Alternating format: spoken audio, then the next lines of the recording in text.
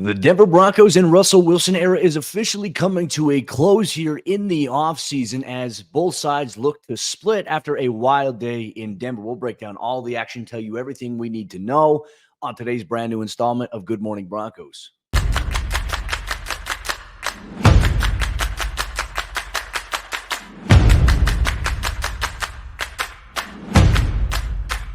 Good morning, Broncos Country. Welcome to a freshly brewed installment of GMB here on Mile High Sports YouTube page. As we get closer to the new year, there's going to be a lot of new things that are coming up here for the Denver Broncos, including the very likely possibility that a new quarterback will be taking over in 2024. We'll break down all the action here today. I'm Cody Roark, Broncos reporter for Mile High Sports. And just do us a quick favor, if you're here on Mile High Sports YouTube page, make sure you comment, you like the video, you subscribe as well for your favorite Colorado sports teams coverage. You get us here GMB, you get the Pickaxe and Roll podcast by Ryan Blackburn covering the Denver Nuggets. You get all that stuff here. And also check out all the up-to-date, up-to-the-minute stuff going on with your favorite professional Colorado sports team at milehighsports.com. Folks, I guess there's an elephant in the room we got to talk about here, right? The Broncos are in another ugly situation, and the optics of everything right now are very, very unprecedented for a team who made a massive trade 2 years ago for a quarterback, and all of a sudden now they signed it to a massive contract extension last season before he played it down in football. And now Denver's in a point where that quarterback is not going to be on the roster in 2024. The Broncos and Russell Wilson will more than likely move on from each other in March once the new league year rolls around. And that begs the question, how are the Broncos going to do it? How are they going to deal with the salary ramifications? And the whole process of this has just gotten a little ugly in the last 24 hours. And I think there are a lot of things that go on behind the scenes that obviously most media members never get to hear about. Most fans never ever get to know, but we got some insight into some of the stuff going on behind the scenes. And to be honest with you, the optics of it are not very good. It doesn't shed a good light on the organization, but let's talk about it here. So Jordan Schultz had first off, let's talk about what had happened. The Broncos announced yesterday that they were benching Russell Wilson in favor of Jarrett Stidham for the final 2 weeks of the season. And this was something I alluded to could be a possibility following the post game that we did, following the Patriots game. I put it on a Christmas Day article on milehighsports.com talking about, Denver has to make some decisions, right? Because we all knew in the fifth day of the new league year, Russell Wilson's $37 million guarantee for 2025 kicks in and becomes guaranteed automatically. However, if he were to get hurt in any of these last two games for the Broncos, then that would automatically kick in. He'd be guaranteed that money if he's not able to pass a physical in March. So he's already going to get $39 million for his new contract that goes in next year. This is where I think the pitfalls of paying somebody a contract extension without having them played it down is rough. But at the time, I understand why the Broncos did it, and I think that gets lost on so many people because at the time, you had guys like Justin Herbert, Lamar Jackson, Joe Burrow, for example. These guys had not yet signed their mega contract extensions, and that was something that was coming up. And so for the Broncos with Russell Wilson, considering his age of where he was at, considering the juncture in which the Broncos got him, considering that he waived his no-trade clause with the understanding that he was going to come and get a contract extension. At the time, it was the right move. However, I think the length and the overall amount of money and the implications that it has from a salary standpoint definitely skew things a little bit because Denver was hoping that they were going to get a very, very good version of Russell Wilson. Look, which I want to be on the record of saying this. Everything that's happened in Denver, like even in 2022 with Nathaniel Hackett and even at parts this year, everybody wants to just blame Russell Wilson. It's such a weird behavior. Look, has Russ played his best football? No. But there's been times where Russ has made things happen when nothing else has happened. I think Sunday's game is a great example against the Patriots. Out of the structure of the limited play call design that we had seen in Sunday's game. And look, I think the play calling was super conservative against the Patriots for 3 quarters. It is. You can go back and watch it. It is that. And look, could Russ have been better? Absolutely. But against that Patriots defense, Denver could not run the football. The Broncos couldn't run the ball one iota. And so what do? When you take away your top pass catcher, who obviously had to leave the game due to concussion protocol, Denver has no pass catching tight end outside of Lucas Kroll, who didn't see his first target of the game or he wasn't even in really in the first quarter in terms of snaps. It was mainly Adam Troutman, Chris Manhertz. So to me, it's ultra conservative play calling combined with the fact that this offense is limited in a lot of ways. It's very one-dimensional, as we've talked about here. But everybody wants to just blame Russell Wilson as if Russell Wilson is the sole problem, right? And I've been on the record of saying this. Russ can play better, absolutely. But Russ hasn't really been the issue why they're losing games. And this is a team sport. So for some reason, like the commentary, especially on Twitter, and I don't mean like I'm not directing this at you, but it's like the idea is that on Twitter, everybody knows everything. And it's the most toxic app that's out there. But the idea is that everything, it's a team sport. There's 11 players on the field at one time, and it's all one person's fault. Like, to me, I don't think people have played a team sport. I don't know if that's ever been the case with some of these people who think that, but it drives me nuts because it's unfair commentary. Can Russ play better? Yes, 110%. I think even Russ himself would tell you that he could play better. Absolutely. But people around him also have to play better as well. And Sean Payton had a very interesting thing where he was asked about, like, could there be any other changes? He says, well, I can't bench the entire offensive line. I can't go and get 5 new wide receivers. That didn't necessarily come out in a way that I think when you look at it, you're like, whoa, like, okay, like, so Russ is the scapegoat in a sense. Like, that's how it came across. But a lot of fans just want to blame Russell Wilson solely. Sean Payton has his share of blame. Russ has his share of blame. The offensive line has their share of blame. Skill players have their share of blame in this whole entire situation here. But yet we want to direct it at one person. And so Russell Wilson has been the subject of a lot of outrage and anger towards him. And look, I think it's unfair commentary. Could Russ have been better? Yes. Is he the sole reason that they're losing? No. And I think that is something that gets lost in the conversation that we have here on social media. It's a toxic discourse here. So what does this mean now here for the Broncos? Now, originally, we had thought, okay, well, if he sits these 2 games out, then it gives the Broncos up until the 5th day of the new league year to maybe sit down with Russ and talk with Russell Wilson about maybe restructuring his contract in a way that makes it more team-friendly, more cap-friendly.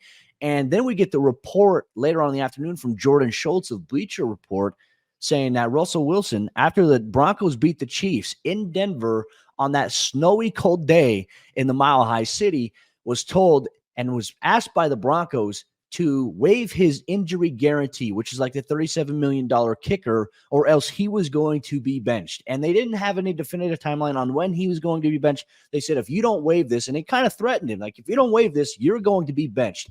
In my opinion, Russell Wilson during that time, he and the defense, they helped orchestrate as a team. They helped orchestrate a 5-game winning streak. Denver was in a 1-5 hole, and they were in a 1-5 hole, and it wasn't because of Russell Wilson. It was because the defense was struggling at an astronomical rate, and the offense just couldn't keep up with the rate and the pace in which other teams were scoring. And the offense and Russ were actually playing pretty damn well in the beginning of the season during that 1-5 streak. So for me, it's just what's changed, right? And I think it's been very clear, and just being someone who observes practice, someone who's in the locker room, and we've seen the interactions that Sean Payton has had with Russell Wilson, you can tell Sean Payton, I mean, he had no choice. Coming into Denver, he had no choice but to roll with Russ this year, right? But you wanted to see if you could make it work. The idea, and where I get irritated about this whole entire situation, is that you can definitely tell at one point Sean Payton's like, I don't have patience for this. You're not my quarterback. And I feel like at times, Sean Payton has kind of handicapped the offense and Russell Wilson into proving that, hey, you're not my quarterback. And it's a brutal game. And obviously, as a coach, he's got a lot of pressure on him because guess what? He was brought in to win football games. And if he doesn't win football games, he's going to be fired. There's going to be a new coach that comes in. And the reality is, I don't know if he tied his 5-year contract that he's gotten with the Broncos. He's not tying that to Russell Wilson in hopes that it turns it around. But that's like, you have to be willing as a coach. You have to be patient. Like, this is 1 year with someone new, and you're cutting it with 2 games short. Now, I understand like the financial aspect of it as to why Denver would sit Russ, because yeah, if he does get seriously hurt, you don't want to have to pay that $37 million guarantee, because then you can't cut him. Like, if Denver is going to move on from him, okay, come out and say that. And I think that's where this is headed. So when that came out about what Jordan Schultz had reported, look, Russ liked those tweets, and Russ has a very valid point. Like, yeah, the team could ask him to do that, but people are mad that Russ isn't going to do that. Like, would you, if you went to your job and they asked you to take a pay cut, or if they asked you to waive something that gives you benefit and security in your job, you know damn well you would not do that. Most human beings would not do that. So for Russ has earned every penny of his career. He's worked hard. His story's great. He's won a Super Bowl. He's won playoff games. He's led the Seahawks, and he's also had a really productive career overall as a quarterback, right? And as you get older, sometimes that falls off. Sometimes that diminishes a little bit. So for me, the optics of the Broncos asking him to do that, I don't necessarily like it. I don't think it's a great look. I understand it from a financial standpoint, but threatening to bench him because of that, to me, is the optic that I don't sit by. And I think if you're a player, whether you're in the Broncos locker room or you're a player who's a prospective free agent that could be coming to Denver, or may want to come to Denver at some point, you're like, wow, like they did that to him, they would do that to me. That's the unfortunate, ugly business side. And look, there's so many ugly things that happen on the business side of the NFL that we never get to talk about. And it's not my place to ever share. It's players' places to share that if they ever want to. But, to act like the NFL preaches so much about player safety, and teams, preach so much that they really care about their players. The reality is there are some organizations out there, and I'm not saying Denver's one, but there are people out there that look at the NFL and how they treat their players and are like, you know what? As cool as it would be to be part of that locker room, and I want to highlight this, the Broncos locker room is tight-knit. These guys are so close. This is the best locker room that I've seen in a long time here for Denver. But if you're a player on the outside and you don't know that, and you see how things are going on here, to me, it's like, I don't know if I want to go to Denver. Like John Elway had a bad reputation in the eyes of players. Like, oh, like if I'm playing on my current contract and I play well, I'm not going to get extended because they're going to let me go and they're going to try to bring in someone cheaper. That was the mantra and the mentality that the Broncos organization had for prospective free agents when John Elway was running things, that John Elway never wanted to pay for good players. Second time, never wanted to extend them. And then you look at, obviously, George Payton. George Payton came in and extended Justin Simmons and Shelby Harris right away. Unfortunately, Shelby had to be included in that trade for Russell Wilson. And the overall vibe, though, is like, hey, like, okay, if we play well, like they're going to reward us with a contract extension. I still think that's the case in Denver, but this is just a bad look, in my opinion, for how the Broncos, like, to threaten Russell Wilson that we're going to bench you if you don't waive your guarantee. Like, that to me is just, it's a tactic. The NFLPA lawyers got involved. There's nothing that really came of it. But one thing is very clear here. The Broncos and Russell Wilson are headed for a split here this offseason, more than likely in March. He's not going to be on the team anymore. And I'm very curious to see how Denver maneuvers and goes about what, they have planned and what they have processed for. What's the plan? What's the vision at quarterback for 2024? Like, this now puts all the pressure, in my opinion, on Sean Payton. Sean Payton took this job. Sean Payton didn't want to make it work with Russell Wilson. I don't think he tried all the way to make it work with Russell Wilson. So what is he going to do next year? What is he going to do? Whether it's with Jarrett Stidham, whether it's with Ben DiNucci, whether it's with a rookie quarterback, it's all going to be on Sean Payton. And I think the one thing that we probably should talk about a little bit more is Sean Payton doesn't necessarily have a history of sitting there as a head coach and developing quarterbacks. And that, to me, I think, is the Broncos are in a very unique situation here, right? Because this hasn't happened under Sean Payton. Sean was lucky enough to have Drew Brees for as long as he did, obviously, in his tenure in New Orleans. We saw, okay, when Drew Brees had the injuries or when Drew Brees retired, Jameis Winston was playing pretty well under him. Teddy Bridgewater stepped up and played well when there were injuries. Trevor Siemian stepped up and played well when there were injuries under Sean Payton. So I think that's kind of given the allure, like, okay, hey, Sean Payton can make things work. And I think that he can, right? But it's unknown. It's not a guarantee that he can develop guys into becoming elite players at that position, which in today's NFL, you need it. And I just don't know if the Broncos are going to get there here overall. Real quick, Broncos Country, we continue on. Let me just tell you that the show is brought to you by our friends over there, Superbook Sports. Win a trip to the biggest football game of the year, courtesy of Superbook Sports. Superbook, they'll fly you and a friend to Las Vegas for February's championship game, and they'll also give you 2 tickets to the game. Plus, you get a 3-night hotel stay. And all you have to do is place a $25 same-game parlay between now and January 7th, and you're automatically entered to win. So wager and win a super trip to Las Vegas, courtesy of Superbook Sports. Visit superbook.com for terms and conditions. Gambling problem, call 1-800-GAMBLER. So anyways, before we round out really today's episode of the show, Denver's in a unique position. 2 games left in the regular season. Still a 5% mathematical chance that they can make the postseason.